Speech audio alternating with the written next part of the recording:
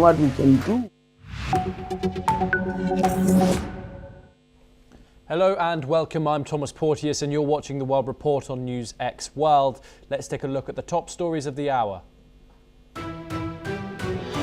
Iran's foreign minister arrives in Oman for nuclear talks with the United States and calls for mutual respect. Iran says it seeks a durable deal on equal standing and honoured commitments as an American naval buildup sits in the Persian Gulf. The US military says it kills 2 people in a strike on a suspected drug vessel in the Eastern Pacific.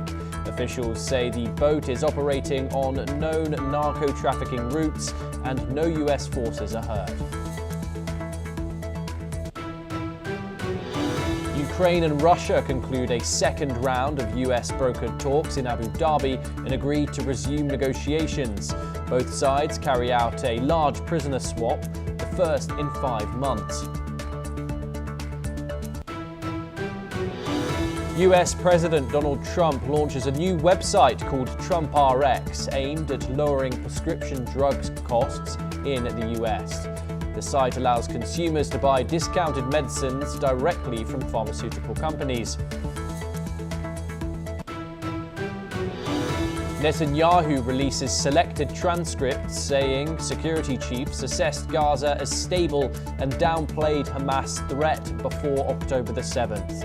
He argues key information was not passed to him and places responsibility on IDF and Shin Bet leadership. Trump rejects Putin's offer to extend expired nuclear arms limits and calls for a new treaty. He says a modernized deal should replace what he calls a badly negotiated agreement and has previously urged China's involvement.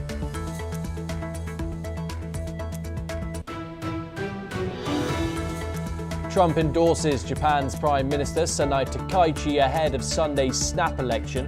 The move is rare but follows his recent backing of other foreign leaders. Russia's Belgorod governor says nighttime Ukrainian shelling causes serious damage in the border city. Officials hold an emergency meeting to plan the response.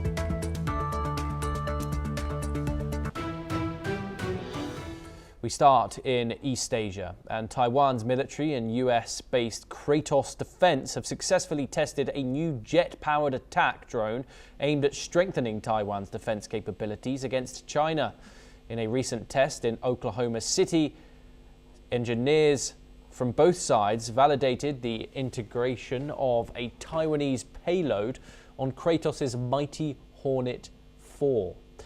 Taiwan's National Chung Shan Institute of Science and Technology called this collaboration a milestone designed to help Taiwan quickly respond to threats with low-cost, mass-produced drones. As China intensifies military pressure on Taiwan, including frequent warplane maneuvers near the island, these drones could be key to Taiwan's defense strategy, offering rapid countermeasures and presumptive strike capabilities. Joining us now is retired Colonel Sanjeet Sirohi, an international relations and defense expert, joining us live from New Delhi. Thank you very much for joining us. Beijing says reunification is a key part of their agenda. Making Taiwan a democratic, self-governing island, part of Chinese territory once again. China already sees it as part of its territory. This has led to, of course, frequent military drills around the island and a pretty constant incursion of airspace in Taiwan. These drones, however, a breakthrough, it might seem, to counter possible Chinese military threats coming towards the island. How does Taiwanese fees against a possible military incursion by Beijing? Good afternoon, Thomas. Thank you for calling me and keeping me on this NewsX world. Now, the point is that we have seen that for last 2-3 years, they have been continuously, Chinese are having their military exercise, live firing drills in state of Taiwan. And that they have been saying for very long that Taiwan is part of China only, and they want to take it back. Now, when will they take it back? That is the $1 million question. But point is that they will take it back, and they are preparing for that. As and when they realize that the time is correct, then they will invade Taiwan. I have no doubt on that. Now, keeping that thing in mind, and even Taiwan is also aware, even the United States is also aware that at some point of time they have to guard Taiwan against the Chinese invasion. So, keeping that thing in mind, I think this is the step in the right direction when they are going for joint collaboration of producing drones. Because what we have seen in the Ukraine-Russian war and in the Middle East war between Israel and Iran and Hamas, that the drones are very, very effective. They are of low cost. They are very effective, and when they carry out the strikes, the weapon systems which are used to bring them down are very, very expensive. So any country which have the asymmetrical military capabilities, for them the drones are the best options, and I think Taiwan is going for that because Taiwan cannot match the military capabilities of China. So they are going for large number of these Hornet 4 drones, which are very low cost, and they are like cruise missiles, like weapons which can go deep into China and then strike wherever they want to strike. So I think the Taiwan government is trying to build up, and they also want to build up in the short time frame because they also know that the Chinese are going to attack very soon. When will they attack? That is a question mark, but they will attack. So the Taiwan government is preparing for that, and that I think the drones are the best option for them. As you said, they for the countermeasures and for long range preemptive strike. Thomas. And US alliances when it comes to the self-governing island of Taiwan. We've seen the largest arms sale in the island's history over the past year to the island of Taiwan, something that of course angered Beijing. This was mentioned in a phone call between Xi and Trump recently, Taiwan being a red line when it comes to the US foreign policy action. How do you analyse the US's stance when it comes to the self-governing island? Look, the United States have been giving security guarantee to Taiwan. But since Mr. Donald Trump has come into power in the United States, there are always question marks because if we see that the NATO alliance and the transatlantic alliance have also been now in a question mark because we don't know how much and for how long United States is going to support Taiwan against China. Because what we have seen in Ukraine, that initially Americans were supporting Ukraine totally, and then when Mr. Donald Trump came, they took a U-turn. And as a result of that, Ukraine was left on its own. Only the Europeans were supporting. So I don't know how much United States is going to support Taiwan. And Taiwan also knows now. Now all the countries know that they cannot bank on other countries to give them security. They have to have their own security. And for that, Americans are giving them a lot of aid and a lot of arms. And lately, 11.1 billion weapons were also being given to Taiwan. So I think the Taiwan is trying to build up their defenses on their own and hoping that if in case Chinese they attack Taiwan, then Americans will be able to support them. Thomas. Yes, Colonel Sarohi. Do stay with us as we turn to our next story. And the World Economic Forum has launched an independent investigation into its CEO, Borge Bronde, to clarify his relationship with the late sex offender Jeffrey Epstein. The World Economic Forum has said that it was looking into disclosures from the US Justice Department that showed Bronde had 3 business dinners with Epstein and had also communicated with the disgraced financier via email and text message. The World Economic Forum has said that in light of these interactions, the governing board requested the Audit and Risk Committee to look into the matter, which subsequently decided to initiate an independent review. It added that this decision underscores the forum's commitment to transparency and maintaining its integrity. Dr. Sanju Kumar joins us on this story. He's a journalist for the Korea Herald, joining us live from Seoul, South Korea. Dr. Kumar, thank you very much for joining us. The revelations continue that come out of the Epstein files. What does this say about Epstein's network? That even the World Economic Forum, of course, Davos, which has just happened, has even been penetrated by Jeffrey Epstein, and now questions are arising over its leadership. Yes, Thomas, there are possibilities that there had been some sort of penetration, either directly or indirectly. That investigation would bring it out.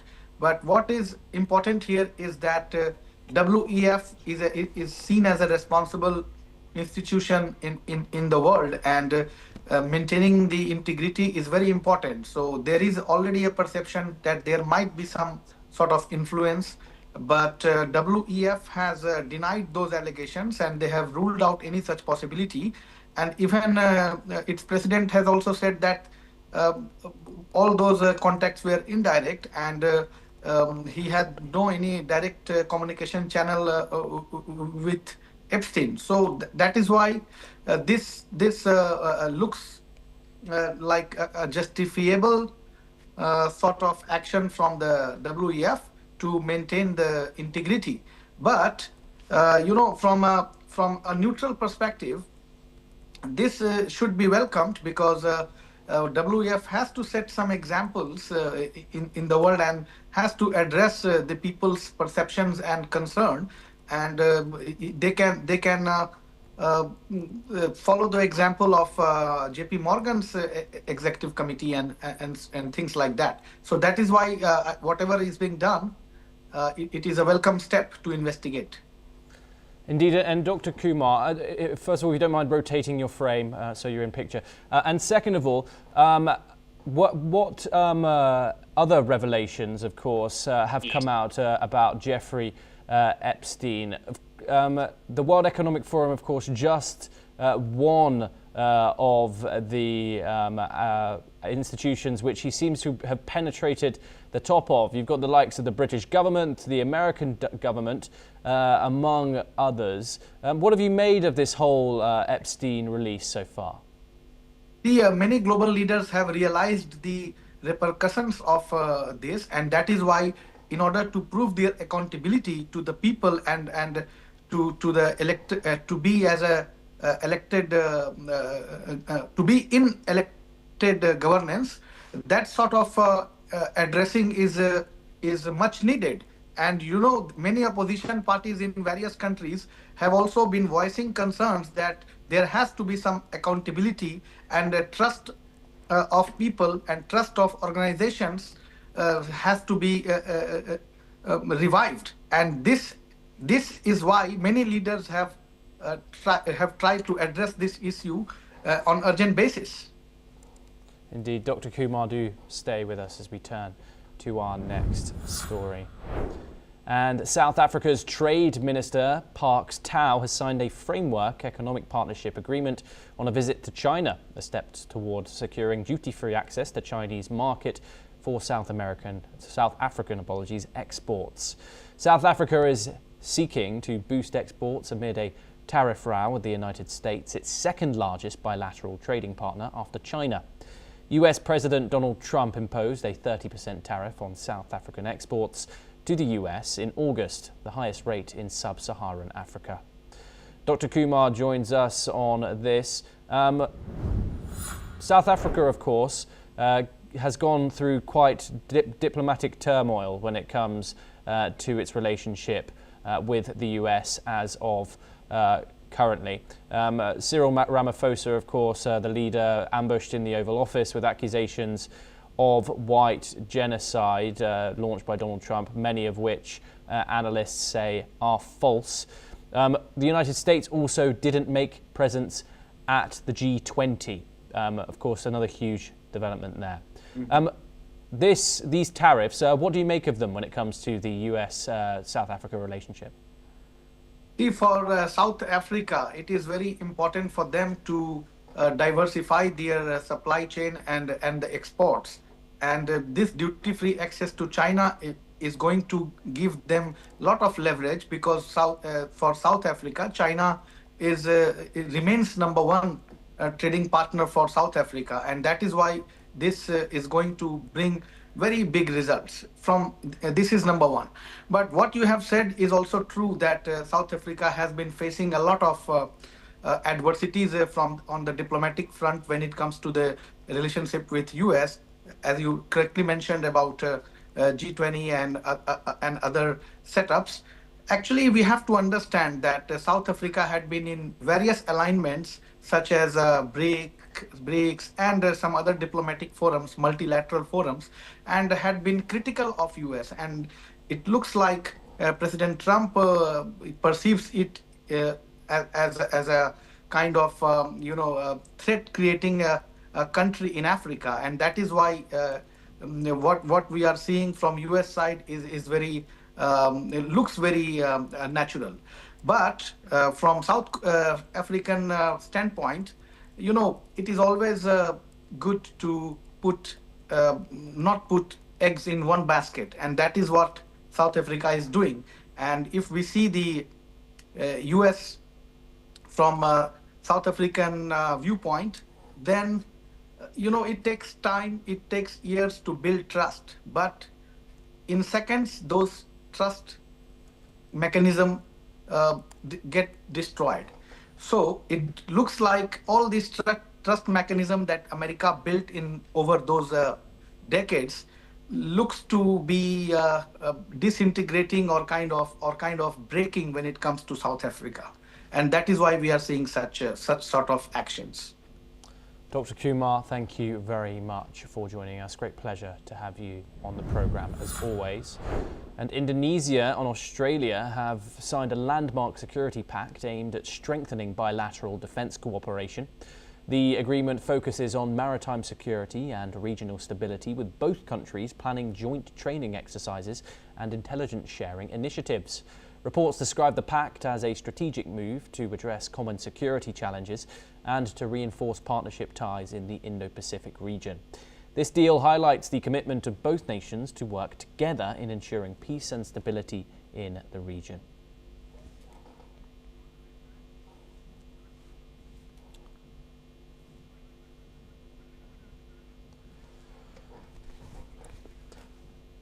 Of course, the Indo-Pacific, this is a huge development where Australia and Indonesia have signed this security pact, strengthening bilateral defence cooperation. This agreement focuses on maritime security and regional stability, with both countries planning joint training exercises and intelligence sharing initiatives. Reports describe the pact as a strategic move to address common security challenges and to reinforce partnership ties in the Indo-Pacific region.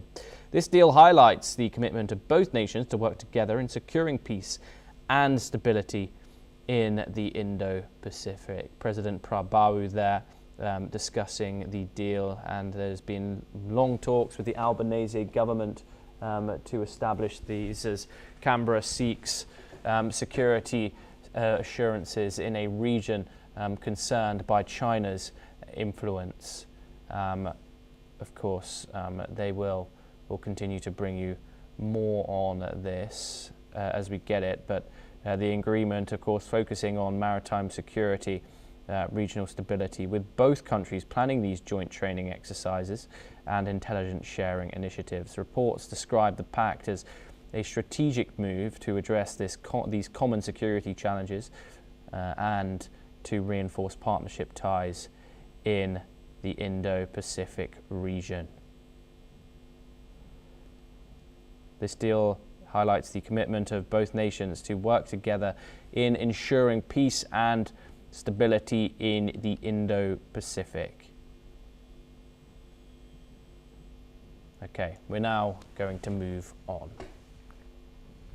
And around a third of countries attending a military AI summit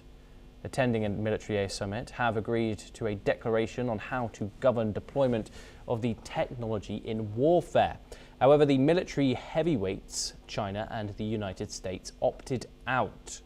Tensions between the US and European allies and uncertainty over how transatlantic ties will look in coming months and years made some countries hesitant to sign joint agreements. Several attendees and delegates have said. As per reports, tensions in relations between the US and European allies and uncertainty over how transatlantic ties will look in the coming months and years made some countries hesitant to sign joint agreements.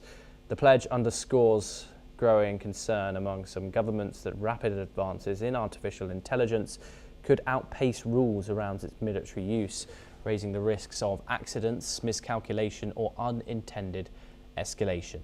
Only 35 countries out of 85 attending the Responsible AI in the Military Domain Summit in A Coruña in Spain signed a commitment to 20 principles on AI. The document also outlines the importance of risk assessments, robust testing, and training and education for personnel operating military AI capabilities.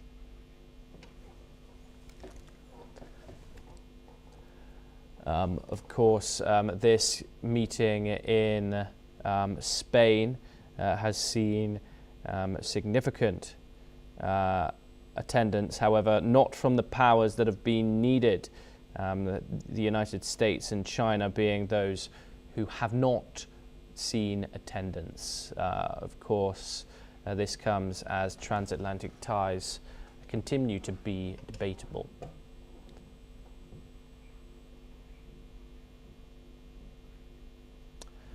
We turn to the Middle East now, and in the newly released responses to the State Comptroller's October the 7th inquiry, Israeli Prime Minister Benjamin Netanyahu has published a partial transcript of a cabinet meeting which was held on September the 12th of 2023, in which the former Defense Minister Yoav Gallant has said that the security station in Gaza was stable and urges Israel to hold back its forces against Hamas.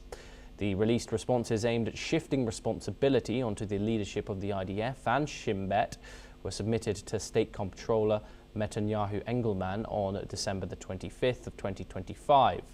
In the highly curated document, apparently designed to present Netanyahu in a positive light and minimize his responsibility for the October the 7th, 2023 attacks, and also includes a summary of a September the 21st situational assessment led by former IDF Chief of Staff Herzi Halevi. The assessment states that the Chief of Staff believes that it is possible to create a positive direction with Hamas through economic incentives. The Milan Cortina Winter Olympics kick off today with a star-studded ceremony at the San Siro Stadium. The event, celebrating Italy's fashion and modernity, features performances by Mariah Carey, Andrea Bocelli and Lang Lang. The Olympic flame has reached Milan, with alpine legends Alberto Tomba and Deborah Champignoni rumoured to carry the torch. Events have already begun, with curling and ice hockey underway. American skier Lindsey Vonn, recovering from an injury, is set to compete. Tensions are rising over the US immigration role at the Games, though organisers seek to keep focus on the event. Well, that's all that we have time for this hour. Keep watching NewsX World for more international news updates.